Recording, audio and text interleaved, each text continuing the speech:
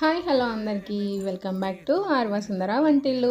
ఈరోజు మనం సింపుల్గా చేసుకునే రెసిపీలో ఇది ఒకటి కరివేపాకు రైస్ చేసుకుందామా. లంచ్ బాక్స్లోకి, ఇంట్లో టిఫిన్స్కి చాలా బాగుంటుంది. ఒక గ్లాస్ రైస్ తీసుకొని నానబెట్టుకొని ఉడికించుకొని పక్కన పెట్టుకోవాలి.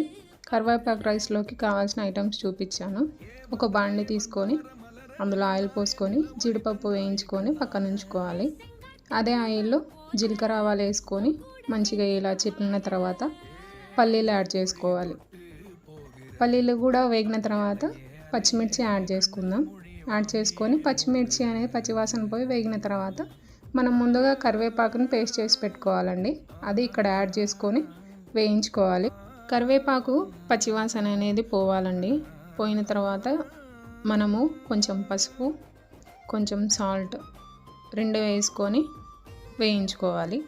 వేయించుకున్న తర్వాత మనం పొడి పొడిగా చేసి పెట్టుకున్న రైస్ నైట్ అన్నమైనా కానీ పర్లేదు, మనం చేసుకోవచ్చు.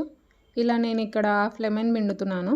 అలా హాఫ్ లెమన్ తీసుకోండి. లెమన్ ఎక్కువ తీసుకోకండి, లెమన్ ఫ్లేవరే ఉంటుంది. పులిహోరకు దీనికి తేడా ఉండదు. మనకు కరివేపాకు ఫ్లేవర్ అనేది తెలియాలన్నమాట. తర్వాత ఇక్కడ రైస్ యాడ్ చేసి కలుపుకొని మనం దించేసుకోవడమే. మీకు నచ్చిందా కరివేపాకు రైస్? నచ్చితే ఒక లైక్ చేయండి, షేర్ చేయండి, సబ్స్క్రైబ్ చేసుకోండి.